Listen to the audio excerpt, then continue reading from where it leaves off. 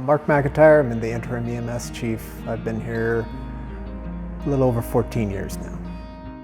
This academy in particular is a special one. Zach Leda has just knocked it out of the park with this whole thing. My name's Zach Leda. I'm a firefighter paramedic and I've been with Grand Junction Fire for 6 years. We first came up with the plan to do a 3-week EMS Academy. We've taken each different body system, gone over the basic physiology, how to assess it, and then had them actually physically running scenarios on each of those body systems so that when they come out in the field, they're a lot more prepared to handle the patients.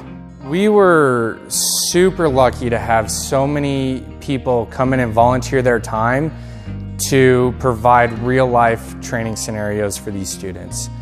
You know, we had a full day here spending time with pediatrics. We had a bunch of volunteers bring in their kids. They let us assess their kids like we would on a real call, and those are patients we don't see very often. To be able to go onto the scene, to be able to ask basic sets of questions, to perform a basic physical exam, a full set of vitals, and formulate a treatment decision. EMS is at a minimum 80% of our call volume. It's actually probably over 90. We are not just ambulance drivers. We are highly trained professionals here to take care of you on your worst day. With the ambulance, we bring the emergency care to you. We are able to provide you with many life-saving interventions, surgical procedures in some cases, to make sure that we can get you to the hospital alive. What I love about EMS is taking care of patients. I love spending time with the patients, trying to figure out the complex puzzle of what's wrong with them. When I first got hired on, I thought we'd be doing everything like the TV shows, like high speed, low drag, saving lives every day.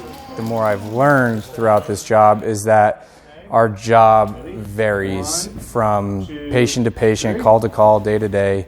You know, we could be running those high-speed, high-acuity patients multiple times a day, or we do take care of a large portion of the transient population that may not have health care. We do quite a few medical alarm activations. You know, the call volume makes it pretty hard. You're running all day, all night, all day long. But, you know, that's part of the job, and you just keep caring for the patients. We were lucky enough to be able to work with St. Mary's, both their emergency department and their sim lab educators. The sim lab was excellent, so we were able to have the students spend half a day treating high fidelity mannequins that actually talk, they actually cough, they turn blue. If they're not breathing, they have pulses. We can start IVs, we can give medications, we can control airways. The feedback we got from the St. Mary's ER staff was great. These students were professional, they did an excellent job.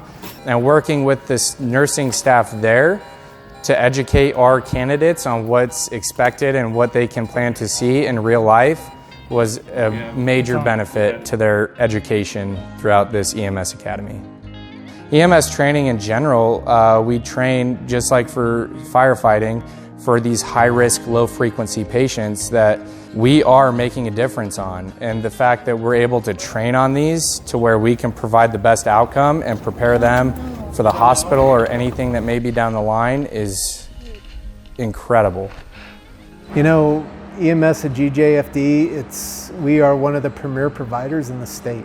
We're busy, our guys are extremely well trained, they're extremely professional, they know their stuff, and when a public calls 911, they are going to get cream of the crop that comes and takes care of them.